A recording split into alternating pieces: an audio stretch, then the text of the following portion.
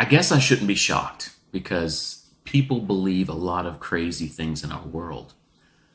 But one of the things that just really bothers me is that people who have a half decent idea, I assume they do, of how DNA works, are atheists. And I think that is absolutely ridiculous. And I'll tell you why. So I'm making this video to help atheists see that their worldview, their view that we were not created, we are the product of unguided processes, is illogical and crazy. And then I want this video to be used to, for my kids. I'm going to tell these things to my kids. They can believe whatever they want to, but I want to give them information, and for people to give their kids information. A lot of kids grow up in church and they're not really told this. They're not told things from a scientific view, and then they get into college and a lot of times they quit believing in God, which is crazy because science, I believe, overwhelmingly points to us being created by something.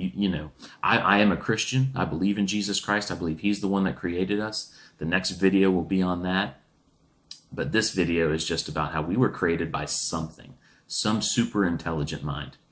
Well, I sure wish that you had science to talk about, but you don't.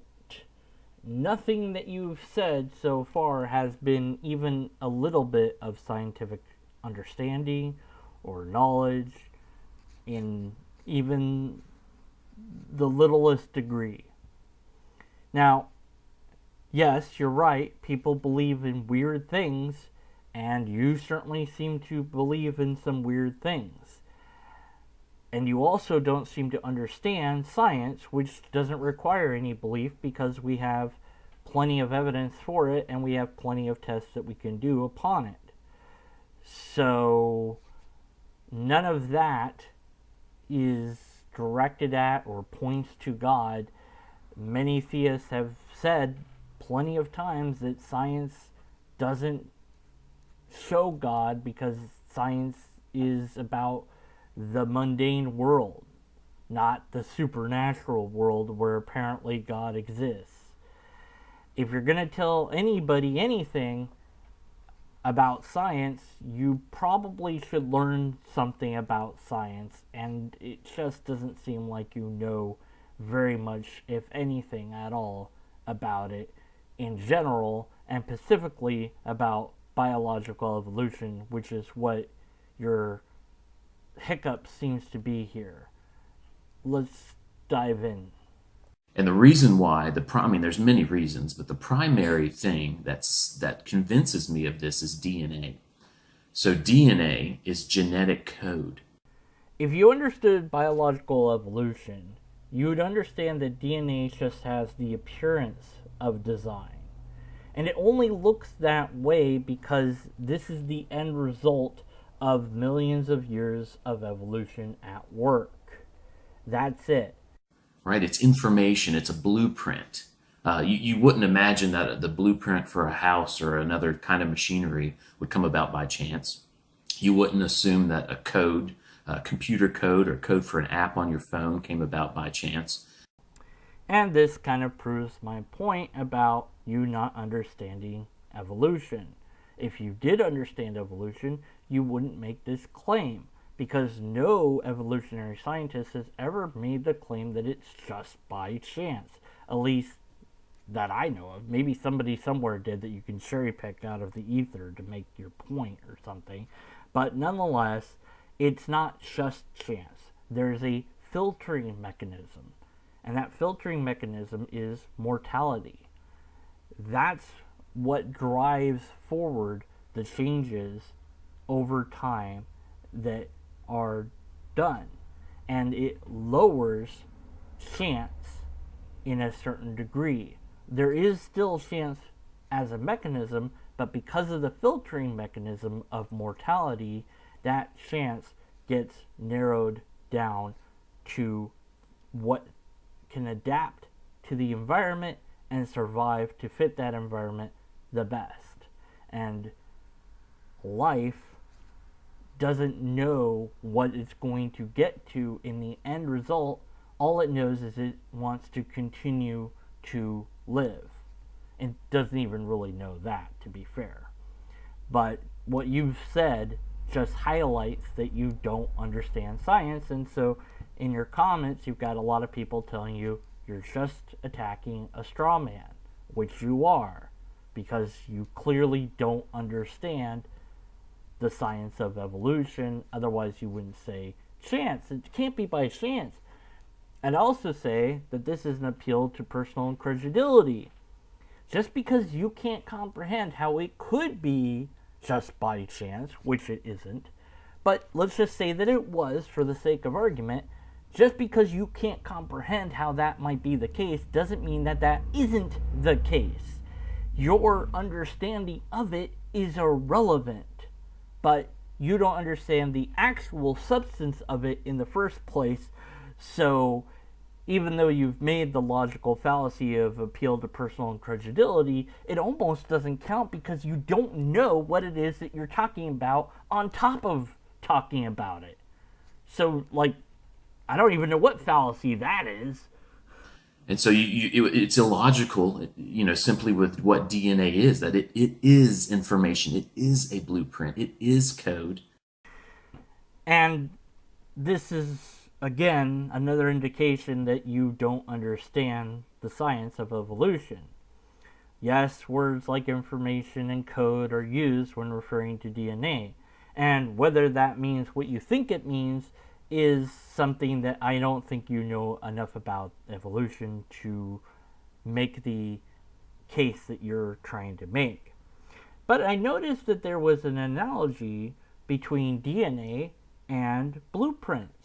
Because, well, blueprints, you've got to have an architect then, right? Sure, I'll tentatively grant you're architect, but you'll have to admit that your architect wasn't that bright. Because it used a very slow process of selecting which pieces would go where and how they would fit together, demolishing house after house before it got to a house that stood on its own and didn't collapse. And what's worse is, once that house was built, it didn't copy itself very well. And we, with our technology and understanding, have come to the realization that we could potentially teach DNA how to copy itself perfectly using CRISPR and other genetic technology that's far beyond my field to explain to you. But we can improve the blueprint from what it is to something even better. So, what does that really say about the original architect? To me, it says they're kind of dumb. So if you're willing to admit that your architect is dumb, then I'll grant you your architect analogy. And it's crazy to think that that could come about by chance. If we are honest with what we know in the world, we have only observed, so I'm talking about observational science, not theoretical science, we have only observed information, code, and blueprints coming from a mind. If you went on a hike. Oh, here it comes. Here comes the watchmaker analogy. We know it's coming. But before you get to that broken, over-abused analogy, or your version of it, let me say this.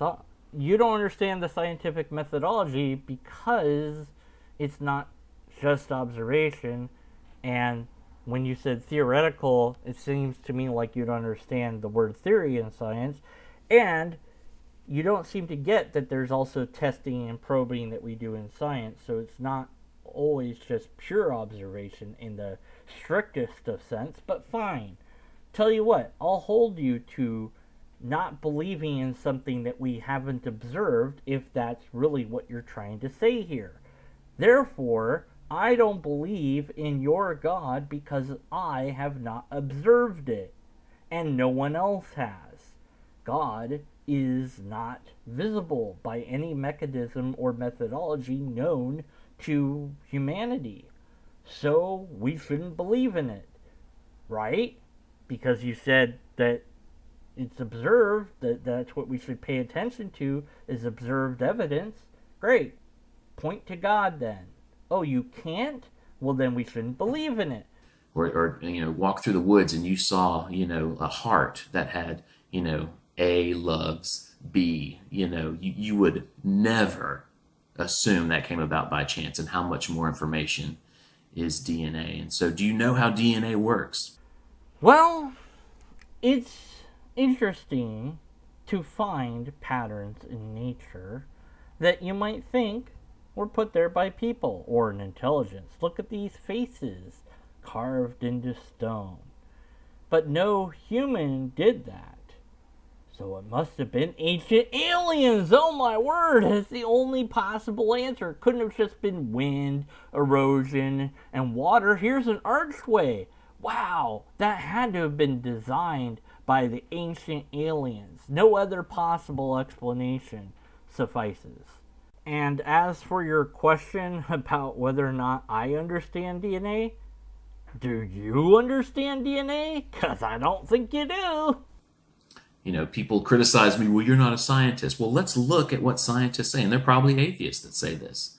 And I assume it's the pride. There's some pride that blinds people, I assume, is how people can understand what DNA is and how a complex cell functions. And they assume that came about by chance.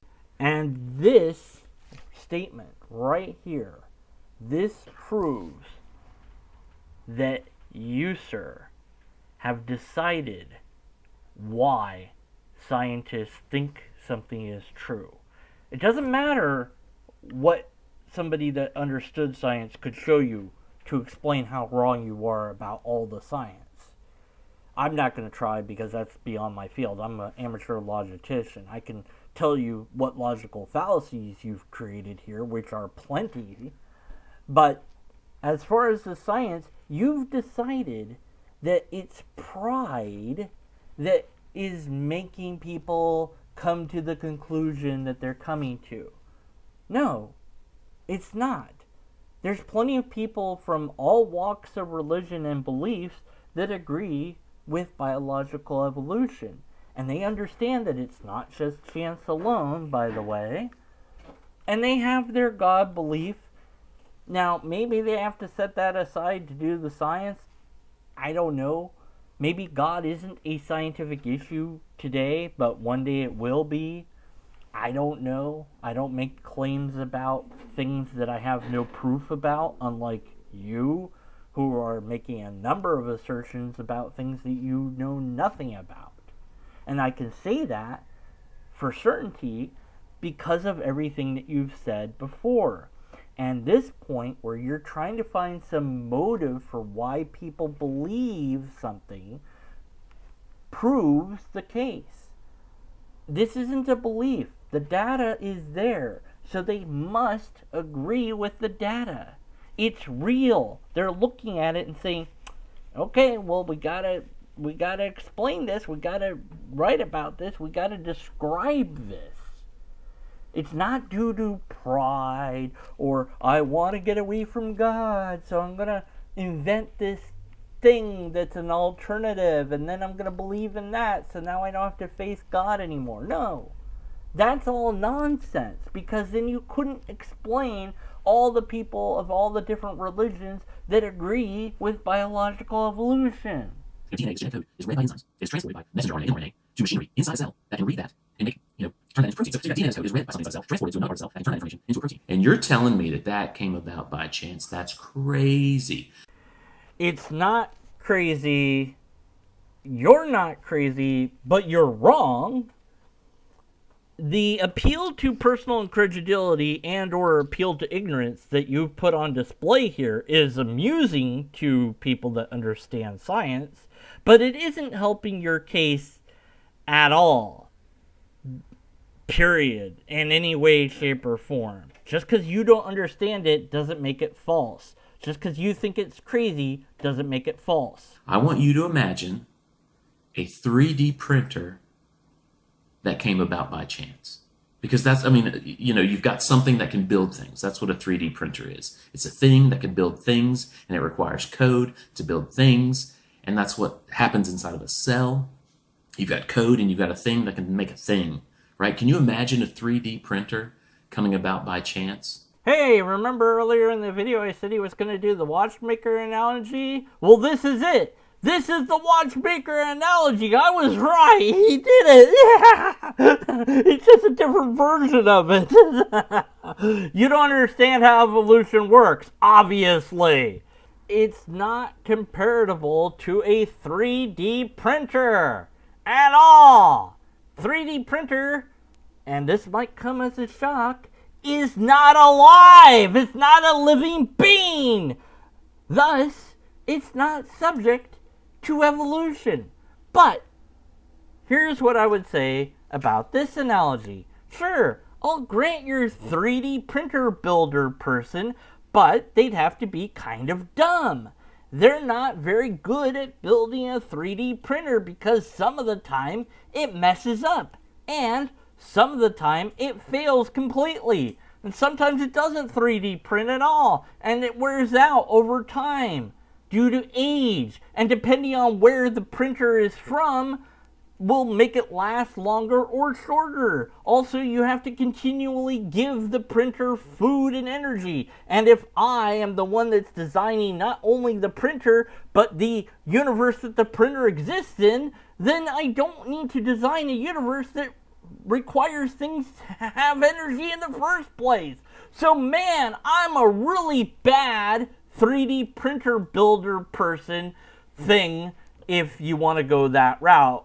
So, again, I'll grant you your architect slash 3D printer being if you grant that 3D printer architect being is kind of dumb.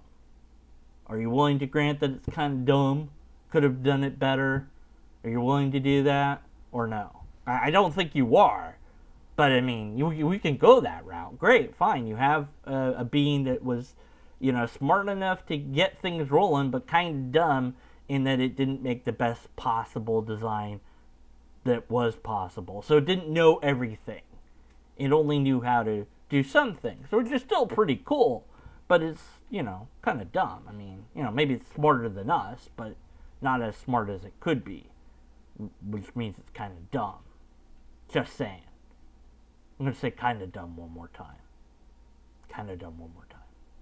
And of course, you got the dumb argument that I guess people don't think through it too much. Well, then what created the creator? Well, you've really got two options. You've either got a super intelligent mind or minds that is eternal, that's always been. And then the other option would be that material, matter, has always existed. Wow, what a non sequitur there. And an appeal to a false dichotomy. No, those aren't the only two options.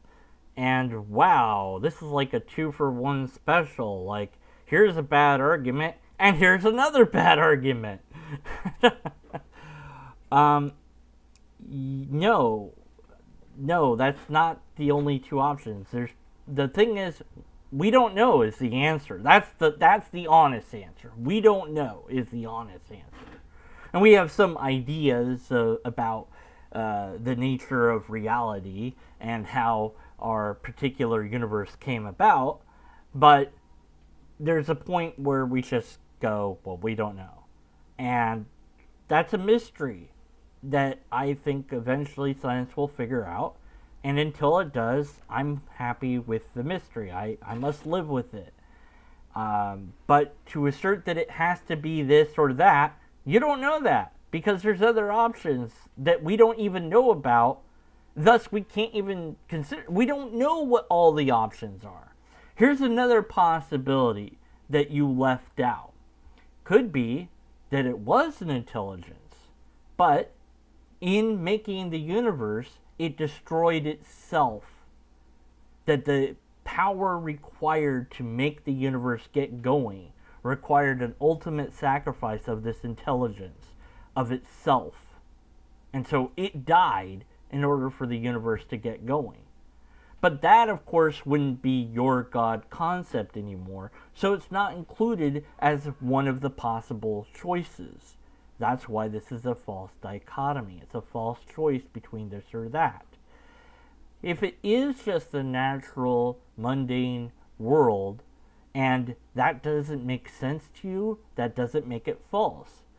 If it doesn't sit well with you, that doesn't make it false. If you don't understand it, you don't like it, You don't want to understand it. None of that makes it false. But the fact is, when it comes to the nature of reality, we don't know. We know some stuff, but there's a lot we don't know. And all you're really doing is shoving God in there as an answer to questions that you don't know anything about. And that's just going to give you more and more logical fallacies. There's better arguments to be made for a God than the ones you're making here. Those arguments may or may not have their own problems, but at least they don't take on the additional burden of having bad science mixed up with it. Because if there is a God, it used the evolution of the universe, it used the expansion that we call the Big Bang, or something very like it. It used evolution. If not, then your God's a trickster that's tricking us by putting in false data and false positives or something like that. And then we can't trust God. So if there's a God, then it used what we observe in science. In fact, the very early Christians became scientists in an effort to understand the world that God had made. Now, that does lead some to stop believing in God, because once you have a natural explanation, you don't really need a supernatural explanation. But that's a side note or a side issue. Your apologetics here just is going to make more skeptics and atheists. So, good job, I guess. So, looking at what's here in our world, in our universe, on our planet, is life and a mind. So, you're telling me that you would rather believe, and you think it's logical to believe, that matter created a mind by accident, or a super intelligent mind created matter and a mind? Whatever is true, even if you do not understand it, don't like it, don't want to accept it, etc. It's still true. I don't know if the only choice is between a mind that itself has logical problems to it or natural forces. But I don't have any evidence of the mind that you're talking about, so I don't believe in it. Neither do I believe that it was necessarily natural forces, although that's something that at least I know exists for sure. So it probably is that. Whether that makes sense or doesn't sit well with me is irrelevant. That's what the data shows, so that's what I accept. I think it's way more logical to believe that there is a super intelligent mind, I believe, outside of our three spatial dimensions. Whatever you think is more logical is so far removed from logic that I don't even know that I can really explain to you how far removed it is, because I don't think you understand logic, period. At least not the logic that I'm thinking about, premises and axioms and syllogisms, hypothetical syllogisms, modus ponens, modus tolios. I don't think that you understand any of that stuff. Maybe you're aware of some of the logical fallacies, but I don't think that you understand what logic is, because if you did, you wouldn't have made all the fallacies that you did in this video. So, yeah. So beyond learning science, you need to learn logic too. As far as beyond our three dimensions, what the bleep are you even talking about? That certainly isn't logical or necessarily even scientific, but you can believe weird, strange things, as you said. Outside of our physical universe, that there is a super intelligent mind or minds that created us. I think that is logical. I think that is following science. I do not believe it takes faith to believe in a creator. But it does, because you don't have evidence for that thing at all. There isn't any empirical evidence. There isn't any repeatable test. And there certainly wasn't a valid and sound argument. So all you have is faith. And as long as you have faith and I have facts, you'll always be wrong and I'll always be right. And until you gain some understanding of science and logic and are able to construct a coherent argument, we must be skeptical of your conclusions.